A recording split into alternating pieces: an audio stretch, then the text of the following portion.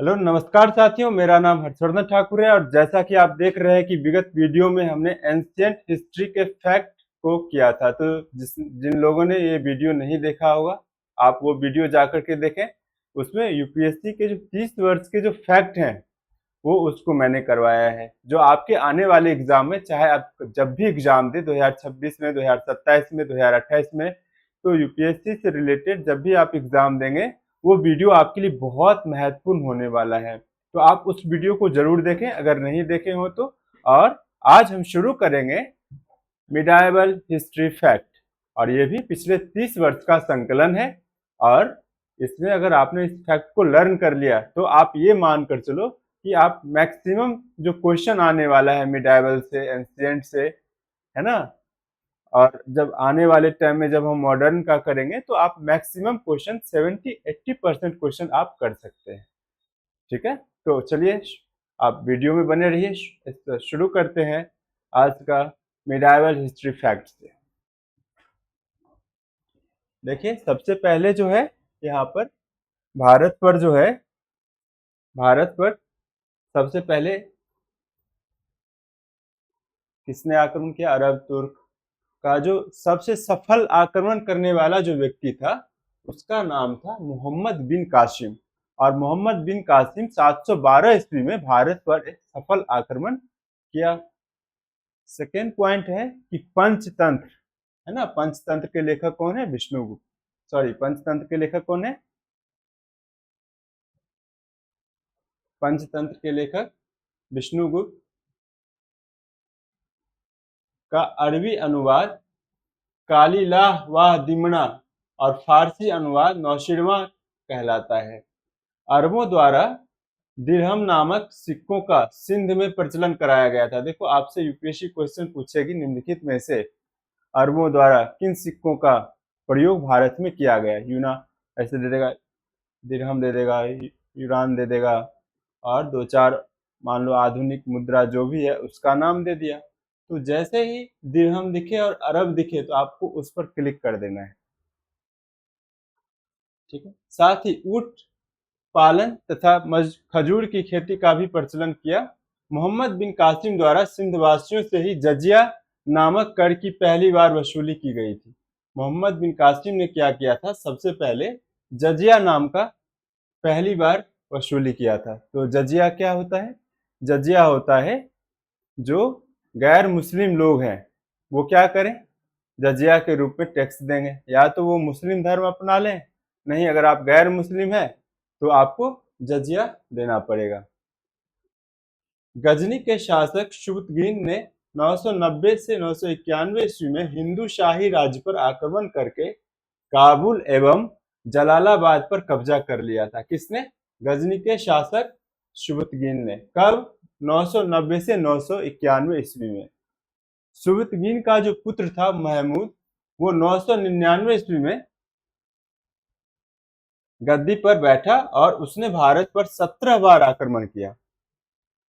महमूद के आक्रमण का मुख्य उद्देश्य था यहाँ से क्या करना? धन लूटना तथा उसके आक्रमणों से भारी तबाही मच। अच्छा, उसका मेन उद्देश्य किसका? महमूद, जो शुबुतगीन का पुत्र था महमूद, ये कब आया था? 999 ईस्वी में गद्दी पर बैठा और उसने भारत पर 17 बार आक्रमण किया। और जब भी आक्रमण किया उसका उद्देश्य यहाँ से धन को लूट करके ले जाना था, यहाँ पर शासन करना नहीं था। ठीक है, तो उससे क्या हुआ? जैसे उसने आक्रमण किया तो हमारे इस भारत देश पर बहुत तबाही मची, और जिसमें भारत का पश्चिमी क्षेत्र असुरक्षित हो गया। तो इतनी बार आक्रमण करने के बाद ये पता चला और ये लगा, ऐसा लगा कि भारत का जो पश्चिमी क्षेत्र है ना, वो पूरी तरह से असुरक्षित हो गया था। पश्चिमी क्षेत्र क्या? भारत का गुजरात राजस्थान वाला क्षेत्र या फिर पाकिस्तान का सिंध वाला क्षेत्र, जो सिंधु नदी के किनारे वाला जो क्षेत्र है वो। भारत का राजस्थान और गुजरात वाला क्षेत्र नहीं, क्योंकि पहले वो भारत का ही पार्ट हुआ करता था। तो वहां की बात हो रही है अभी। चलिए नेक्स्ट है, मोहम्मद गौरी ने अपने दास कुतुबुद्दीन ऐबक को अपने भारतीय क्षेत्रों का प्रतिनिधि बनाया। 1206 ईस्वी में खोखरो ने मोहम्मद गौरी की हत्या कर दी थी। 1206 ईस्वी में क्या किया था, एक जनजाति था पूर्व मध्य एशिया का, उसने क्या कर दिया था कि मोहम्मद गौरी को की हत्या कर दी थी 1206 ईस्वी में। मोहम्मद गौरी का जो दास था वो कौन था, कुतुबुद्दीन ऐबक। आप पढ़े होंगे। तो कुतुबुद्दीन ऐबक जो है वो दिल्ली सल्तनत में यानी ये सुल्तान के रूप में यहाँ पर शासन किया है, जबकि वो क्या था, वो दास था वो मोहम्मद गौरी का। अब यहाँ पर हम स्टार्ट करते हैं दिल्ली सल्तनत। कुतुबुद्दीन ऐबक जो गौरी के भारतीय क्षेत्रों का वली अहद था, 1206 ईस्वी में लाहौर में गद्दा गद्दा पर मतलब गद्दी पर आसीन हुआ, मतलब उसने राजगद्दी को संभाला। गजनी के शासक महमूद ने ऐबक को दास मुक्ति पत्र दिया। गजनी के शासक महमूद ने क्या किया था ऐबक को दास मुक्ति से, कि अब तुम दास से क्या हो गए हो, मुक्त हो गए हो, है ना, दास मुक्ति का पत्र दिया था। ठीक है, कि कहाँ के शासक थे वो, तो गजनी के शासक थे। ऐबक को कुरान खां कहा जाता था। ऐबक ऐबक जो था, ये कुतुबुद्दीन ऐबक, इसको कुरान खान कहा जाता था। कुरान खान इसलिए कहा जाता था क्योंकि वो कुरान को क्या करता था कि एक सुरीले आवाज में गाता था, मतलब उसका पाठ करता था, है ना, इसीलिए इसको कुरान खां कहा गया है। तो क्वेश्चन आएगा, निम्नलिखित में से कुरान खां किसे कहा जाता है? मोहम्मद गौरी, मोहम्मद बिन कासिम, कुतुबुद्दीन ऐबक, अलाउद्दीन खिलजी। तो हमें क्या करना है, कुतुबुद्दीन ऐबक पर टिक करना है ना। ये कभी कई बार मैचिंग वाले क्वेश्चन में इस तरह की चीजें दी जाती है, या फिर ऐसा क्वेश्चन आता है कि दिए गए प्रश्नों में कितने युग्म सही है, और उसमें ये एक तरफ से ये दे देगा आपको, और एक तरफ से उसे क्या कहा जाता है, उसे क्या उपाधि दी जाती है, वो दिया जाएगा। तो आप उसको क्लिक करना, कुतुबुद्दीन ऐबक जब भी हो तो उसको कुरान खां, कौन सा खां, कुरान खां। किसे, कुतुबुद्दीन ऐबक को। क्यों, तो कुरान को सुरीला पाठ करने के कारण। चलिए नेक्स्ट ये है कि ऐबक ने अजमेर में 2.5 दिन का झोपड़ा बनवाया था तथा दिल्ली में कुव्वत उल इस्लाम मस्जिद का निर्माण करवाया। कुतुबुद्दीन ऐबक ने क्या किया, अजमेर में 2.5 दिन का झोपड़ा बनाया, कहां पर, अजमेर में। और दिल्ली में क्या बनाया, कुव्वत उल इस्लाम मस्जिद का निर्माण करवाया था। कुतुबुद्दीन बख्तियार काकी के नाम पर कुतुब मीनार बनवाना प्रारंभ किए। हसन निजामी तथा फख्र ए मुदव्विर को ऐबक का संरक्षण प्राप्त था। ठीक है, तो आप जैसा कि जानते ही होंगे, कुतुब मीनार को किसने बनाया है, कुतुबुद्दीन, है ना, बक, किसके नाम पर, बख्तियार काकी के नाम पर बनाया, कुतुब मीनार बनवाना प्रारंभ किया था।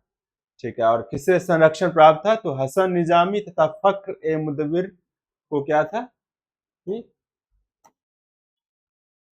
कुतुबुद्दीन का संरक्षण प्राप्त था। चलिए नेक्स्ट है, लाहौर में क्या हुआ था, चौगान खेलते हुए 1210 ईस्वी में घोड़े से गिरकर ऐबक की मृत्यु हो गई, और ऐबक के कुछ पश्चात कुछ समय के लिए आराम शाह शासक बना। कौन शासक बना, तो आराम शाह शासक बना। कब बना, 1210 ईस्वी में। कब, और ये क्वेश्चन आ सकता है कि कुतुब निम्नलिखित में से कुतुबुद्दीन ऐबक की मृत्यु कैसे हुई। ठीक है, तो जहां पर दिखे आपको चौगान का ऑप्शन दे तो चौगान पर क्लिक कर देना। शहर अलग अलग दे सकता है, कभी लाहौर दे दिया, पेशावर दे दिया, मान लो चंडीगढ़ दे दिया, दिल्ली दे दिया, तो जहां पर आपको दिखे लाहौर वो क्लिक कर देना। यानी कुतुबुद्दीन ऐबक की मृत्यु लाहौर में चौगान खेलते समय 1210 ईस्वी में हुआ था। चलिए नेक्स्ट है, इल्तुमिश दिल्ली सल्तनत का वास्तविक संस्थापक कहलाता है। इल्तुमिश ऐबक का दास था। कुतुबुद्दीन किसका दास था, तो मोहम्मद गौरी का। और इल्तुतमिश किसका दास है? तो कुतुबुद्दीन ऐबक का। देखो, और ये सब सारे दास भी क्या हो रहे हैं? शासक बन रहे हैं, राजा बन रहे हैं, है ना। ऐबक की मृत्यु के समय वह बदायूं का सूबेदार था। कहाँ का सूबेदार था? बदायूं का। उसे यल्दूज ने दास मुक्ति पत्र दिया था। अब देखो, यहीं पर एक पहले आपको थोड़ा सा याद दिला दूं कि कुतुबुद्दीन ऐबक को किसने दिया था? तो गजनी के शासक महमूद ने उसे दास मुक्ति का पत्र दिया था।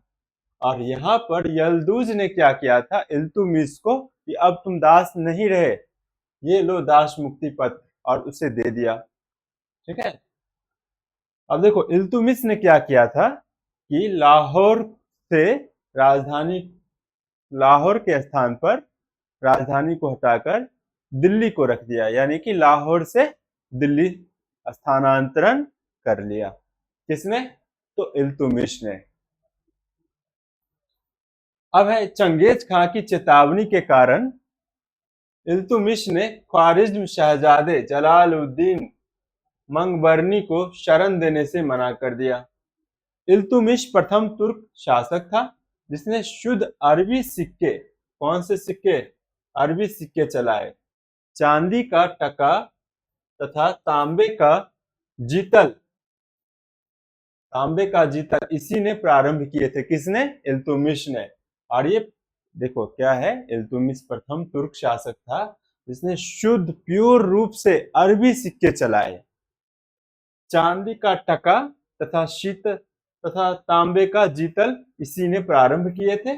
साथ ही इसने सिक्कों पर टकसाल का नाम लिखना प्रारंभ करवाया, है ना। टकसाल का मतलब सिक्के छपने का जो स्थान होता है, जो जगह होता है, टकसाल कहते हैं। इल्तुतमिश ने चालीसा दल का गठन किया जिसे तुर्कान ए चहलगामी, क्या कहा जाता है उसे? तुर्कान ए चहलगामी, तुर्कान ए चहलगानी कहा जाता है, जो इल्तुतमिश ने गठन किया था। अब है नेक्स्ट पॉइंट, बलबन। कौन? बलबन शासक है ये। बलबन चालीसा दल का सदस्य था। बलबन जो था, इसी जो इल्तुतमिश ने जो चालीसा किया था उसका एक सदस्य था। देखो, ये भी एक आने वाले टाइम में ये भी शासक बना है। आपने मिडाइवल हिस्ट्री में आप इसे अच्छे से डिटेल से आपने जब भी पढ़ा होगा तो ये पढ़ा होगा। यहाँ पर तो हम केवल वो फैक्ट की बात कर रहे हैं जो विगत 30 वर्षों में पूछे गए हैं और जो आपके एग्जाम में आने वाले हैं, इसलिए मैं बहुत ज्यादा डिटेल में नहीं जा रहा हूँ। जो केवल फैक्ट है, टू द पॉइंट, वो मैं आपको बता रहा हूँ। जब हम ऐसा सीरीज लाएंगे जो सब्जेक्ट पढ़ाने की बात होगी तो सारी चीजों को बहुत डिटेल से बताया जाएगा आपको। बलबन चालीसा दल का सदस्य था। यह झांसी एवं नागौर का इक्तादार रहा था। इसे रेवाड़ी की जागीर प्रदान की गई थी। बलबन ने सीमा विस्तार की नीति नहीं अपनाई थी। इससे पहले जो शासक थे और इसके बाद के जो शासक थे वो क्या चाहते थे कि एक राज्य, मतलब जब वो किसी राज्य पर शासन कर रहे होते थे तो दूसरे राज्य पर आक्रमण कर अपनी सीमा विस्तार करते थे। ठीक है, कब्जा करके, युद्ध करके या कूटनीति से। लेकिन बलबन ने इसे नहीं अपनाया। बलबन ने कहा कि जितना मेरा साम्राज्य है उतना ही काफी है। चलिए नेक्स्ट, बलबन ने राजतत्व के ईरानी सिद्धांतों, कौन से सिद्धांतों?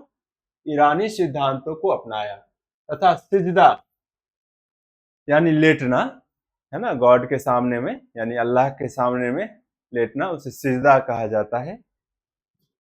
पैबोस यानी पैर चूमना जैसी प्रथाएं प्रारंभ करवाई।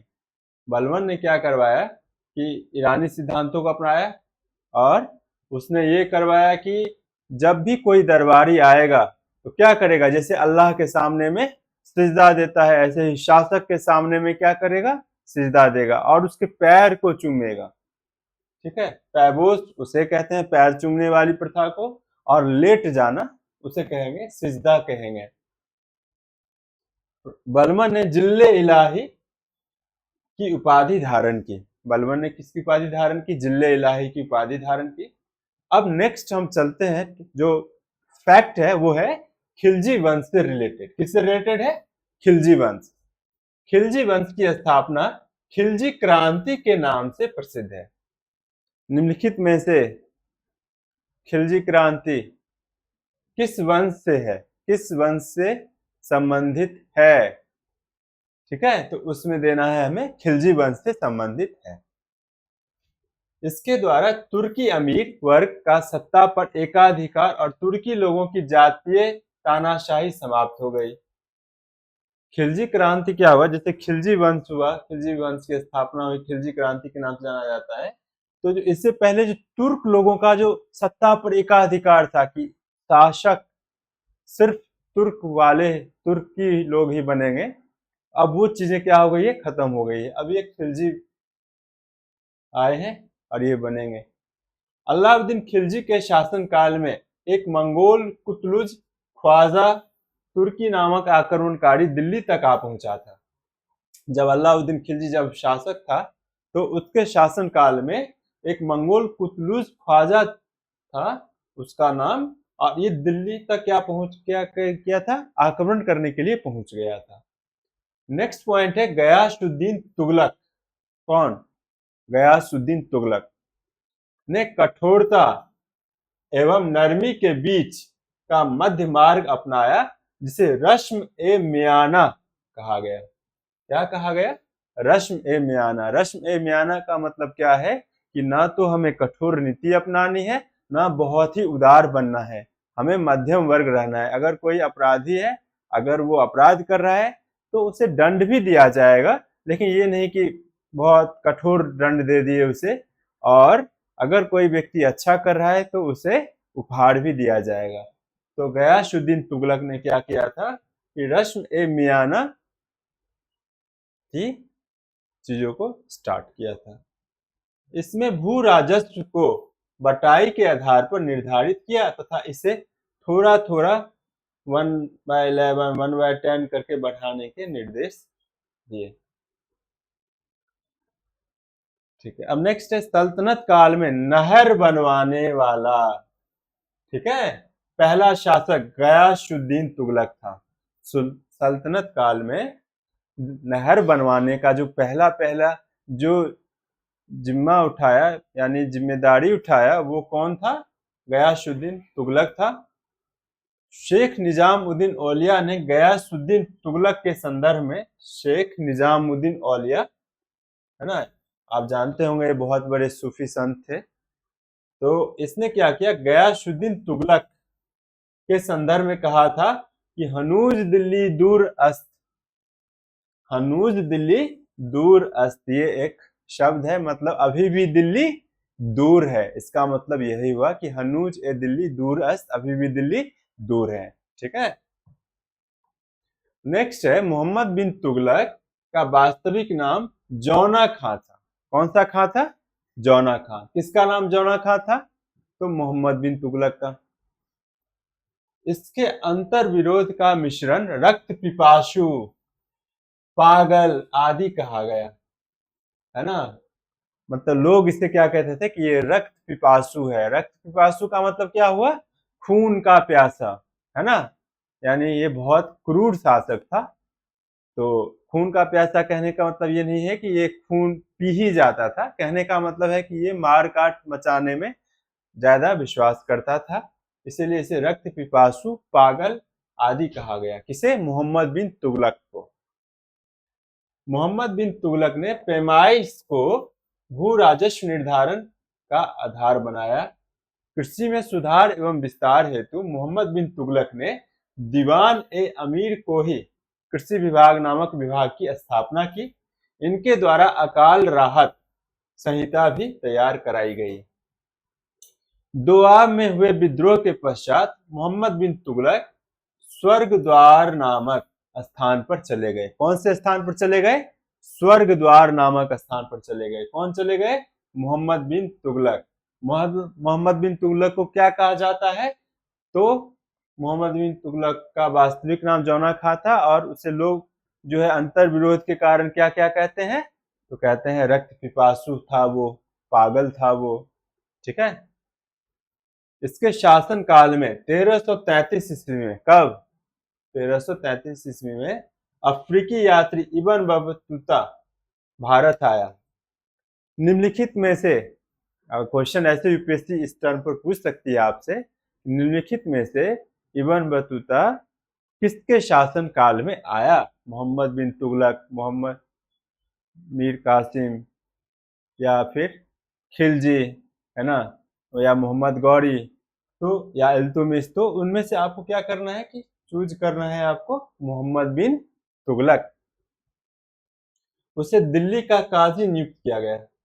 सुल्तान ने क्या किया? उसे दिल्ली का काजी नियुक्त किया। किसे? इब्न बतूता को। एक कहाँ का यात्री था? ये अफ्रीकी यात्री था, ये भारत में आ गया था और किसके शासनकाल में आया था?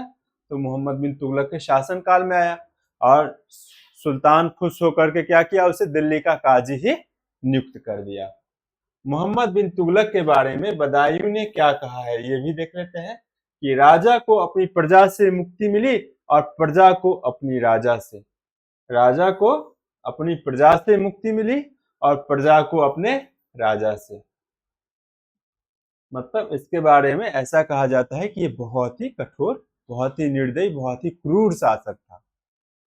तुगलक वंश के अंतिम शासक नासिरुद्दीन मोहम्मद 1394 से 1412 ईस्वी के शासनकाल में मध्य एशिया के मंगोल सेनानायक तैमूर ने 1398 ईस्वी में भारत पर आक्रमण किया।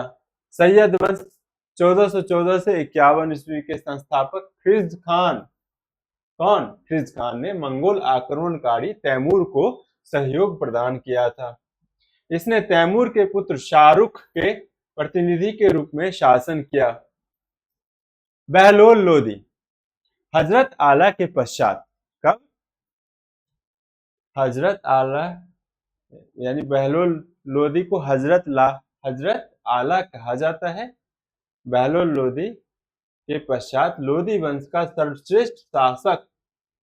सर्वश्रेष्ठ शासक कौन था? सिकंदर लोदी गद्दी पर बैठा और इसने 1504 ईस्वी में, कब? 1504 ईस्वी में आगरा नगर की स्थापना की। वही आगरा जहां क्या है? ताजमहल है, उसी आगरा की बात हो रही है। तो इस आगरा की स्थापना किसने की थी? इस आगरा की स्थापना सिकंदर लोदी ने की थी। क्वेश्चन आएगा निम्नलिखित में से कि आगरा शहर का स्थापना किसने किया? बहलोल लोदी, सिकंदर लोदी, है ना। तो उसमें से क्या करना है हमें? सिकंदर लोदी पर टिक करना है। नगर की स्थापना तथा बादलगढ़ का किला बनवाया। बादलगढ़ का भी किला किसने बनवाया है? तो सिकंदर लोदी ने। सिकंदर लोदी द्वारा नाप के लिए एक पैमाना गजे सिकंदरी, क्या नाम है इसका? गजे सिकंदरी। गजे सिकंदरी प्रारंभ किया गया। यह प्राय 30 इंच का होता था। कितने इंच का होता था? 30 इंच का होता था। ठीक है। सल्तनत काल में सबसे अधिक नहरें बनवाने वाला शासक कौन था? फिरोज शाह तुगलक। सबसे अधिक जो था नहरें बनवाने वाला शासक वो कौन था? फिरोज शाह तुगलक। ठीक है। अब है सल्तनत कालीन प्रशासन, अर्थव्यवस्था, समाज एवं संस्कृति। सुल्तान की उपाधि तुर्क शासकों ने प्रारंभ की। निम्नलिखित में से किसने प्रारंभ की है? तो अगर ऑप्शन में दिखे तुर्क शासक, किसकी उपाधि? तो सुल्तान की उपाधि। क्लिक कर देना। सुल्तान स्वयं को खलीफा का नायब मानता था। नायब मतलब उसका उत्तराधिकारी। जैसे एक सिंपल टर्म में हम ऐसा समझ लेते हैं कि कोई अगर किसी राज्य का कोई राजा होता है तो उसका जो युवराज होता है, युवराज का मतलब होता है कि राजा के बाद जो उत्तराधिकारी होगा वो युवराज ही होगा। तो सुल्तान जो है वो किसका खलीफा का नायब मानता था। ठीक है। सल्तनत कालीन भारत प्रमुखता तथ्य सल्तनत कालीन भारत में प्रशासनिक संरचना मुख्यतः फारसी अरबी पद्धति पर आधारित थी, किंतु सैन्य संगठन तुर्क मंगोल पद्धति पर आधारित थी। सल्तनत कालीन इस्लामी कानून शरीयत, कुरान, हदीस पर आधारित था। शरीयत की व्याख्या उलेमा करते थे। शरीयत की व्याख्या कौन करते थे? उलेमा करते थे। राज्य का प्रधानमंत्री वजीर कहलाता था। अभी आपने सुना होगा कि पार्लियामेंट में लोग कहते हैं कि भारत के वजीर, है ना? तो वजीर का मतलब उस टाइम भी क्या होता था? मतलब उस टाइम ही राज्य का प्रधानमंत्री, वजीर अरबी शब्द है और वहीं से अभी हम यूज करते हैं। कभी कभी आपने देखा होगा कि हमारे कुछ राजनेता लोग जो है भारत के प्रधानमंत्री ना कह करके भारत के वजीर कहते हैं। उसका कार्यालय दीवान ए विजारत होता था। जो प्रधानमंत्री ऑफिस है, मान लो अभी के प्रधानमंत्री की बात नहीं हो रही है, उस टाइम के प्रधानमंत्री की बात हो रही है, तो उसका जो ऑफिस था वो क्या कहलाता था? दीवान ए विजारत कहलाता था।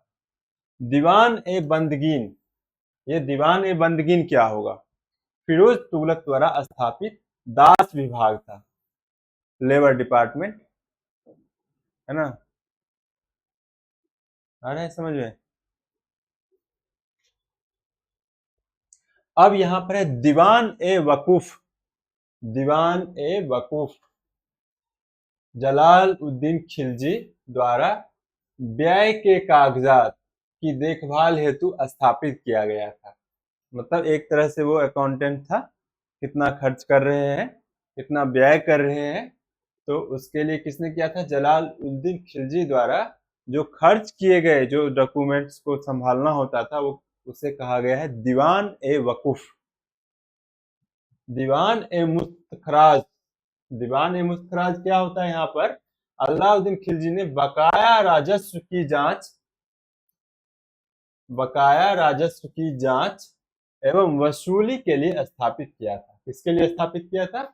बकाया राजस्व की जांच एवं वसूली के लिए स्थापित किया गया। इसे दीवान ए मुस्तखराज, क्या इसका क्या नाम होगा? दीवान ए मुस्तखराज इसका नाम है। चलो ठीक है, अब देखते हैं सल्तनत काल में 5 प्रकार के टैक्स थे। कर, उस्र, मुसलमानों से लिया जाने वाला भूमि कर। ठीक है, ये सल्तनत काल में 5 प्रकार के कर थे। इसमें से उस्र जो है वो मुस्लिमों से लिया जाता था, वो भूमि कर होता था। खराज, गैर मुसलमानों पर भूमि कर। जो मुस्लिम नहीं होते थे, गैर मुस्लिम होते थे, उससे खराज लिया जाता था। किस पर? तो भूमि पर। उसके बाद है खुम्स। खुम्स क्या होता था? लूट खानों व भूमि में गड़े खजानों पर, है ना? अगर कहीं से क्या मिला है? सोने का घड़ा मिला है, जो हमने कई बार कहानी में, किंवदंती में हमने सुना है कि एक जगह सोने का घड़ा मिला था और बहुत सारे गहने जवाहरात थे।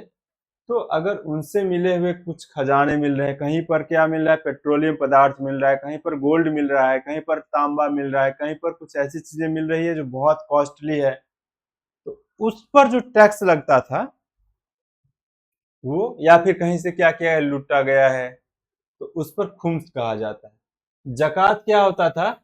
मुस्लिमों पर धार्मिक कर लगता था।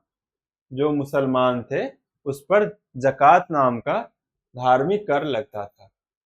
जजिया क्या होता था? कि गैर मुसलमानों पर लगाया जाने वाला धार्मिक कर था। ठीक है, तो इस पॉइंट को अच्छे से समझना है कि ऐसा भी नहीं है कि उस टाइम मुसलमानों पर जो है वो कर नहीं लिया जाता था। जैसा कि आपने अभी यहाँ पर देखा, उस्र नाम का जो है, अगर भूमि है तो मुसलमान को उस्र नाम का दिया जाएगा, जकात धर्म के नाम पर दिया जाएगा, और जजिया जो है वो गैर मुसलमानों पर लगाया जाने वाला धार्मिक कर था। चलिए नेक्स्ट है, अमीर खुसरो को तोता ए हिंद। किसे? अमीर खुसरो को तोता ए हिंद या तूती ए हिंद की उपाधि दी गई थी। इनका प्रमुख रचनाएं किरान उश शादेन, आशिका, नूह सिपेहर, तुगलकनामा आदि है। भारत में अमीर खुसरो ने कव्वाली गायन शैली प्रचलित की। इन्हें सितार व तबले का भी आविष्कारक माना जाता है। सितार व तबले का आविष्कारक किसे माना जाता है? तो अमीर खुसरो को माना जाता है। खुसरो ने उर्दू को हिंदवी अथवा देहलवी कहा। इसकी लिपि फारसी में है। किसमें है? फारसी में है।